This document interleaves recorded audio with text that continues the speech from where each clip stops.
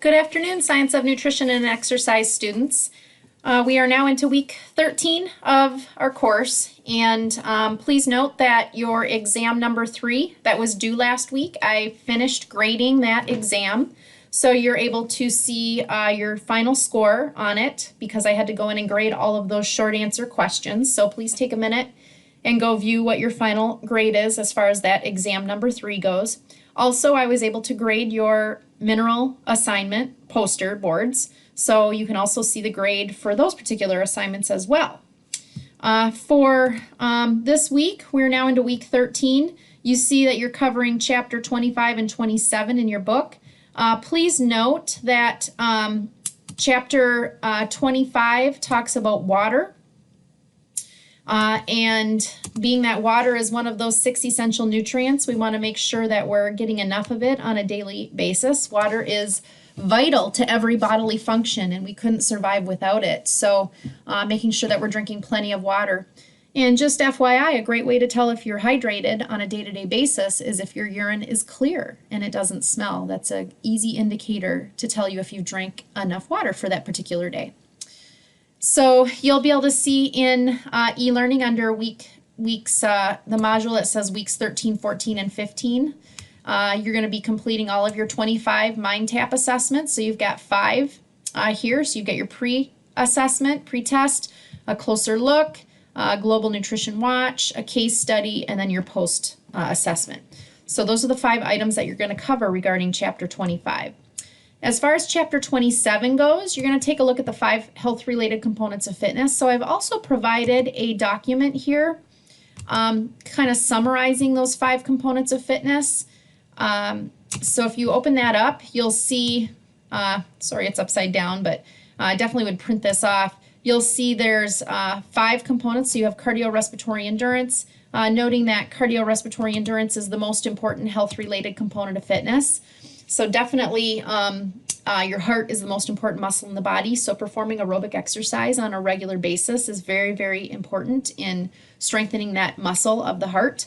Underneath each health-related component of fitness, you have what we call the FIT principle. F-I-T-T stands for frequency, how many days a week, intensity, how hard should you be working, time, how long should you be doing it for, and type.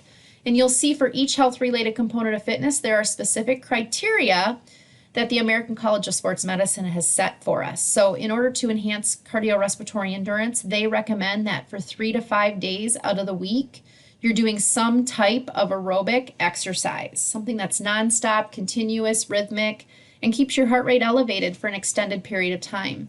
You should be doing that for anywhere from 20 to 60 minutes per session, and you should keep your heart rate up within that target zone. So definitely elevate your heart rate during that time frame. The second health-related component of fitness you can see is muscular strength. You can see your definition is the maximum force that a muscle or muscle group is capable of exerting against resistance.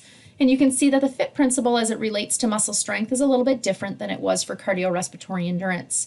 So some sort of resistance training exercise using weight machines, dumbbells, or even body weight exercises like crunches or push-ups or things like that. 2 to 3 days a week we should be performing them.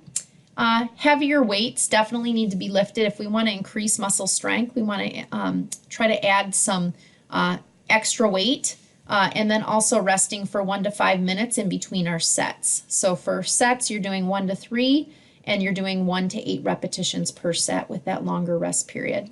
For muscle endurance, you can see the frequency is the same as it was for strength, but you can see the amount of weight lifted is a lot less, 50 to 65% of a 1 rep max. So definitely lighter on the weight, but you can see you're doing more repetitions per set, 12 to 15, and you're resting for 15 to 45 seconds only in between each set. The 4th component of fitness we have is flexibility. In order to enhance our flexibility, it's recommended that you perform static stretching. That's just taking a stretch and holding it for a period of time. Anywhere from 10 to 60 seconds is what's recommended. Always stretch to the point of mild discomfort. It should not be painful when you do your flexibility stuff. And then 3 to 5 days out of the week, you should be working on that. Lastly, for body composition, basically if you're doing all the above, working on each of those 4 prior, along with a healthy diet, you're definitely going to enhance your body composition and make it much, much healthier. So that handout is just to supplement that chapter 27 regarding the health-related components of fitness. So as far as MindTap assessments, you can see you have your pre-test, you have your case study, a global nutrition watch, and then lastly a post-test for chapter 27. So those are all the items that are due this particular week.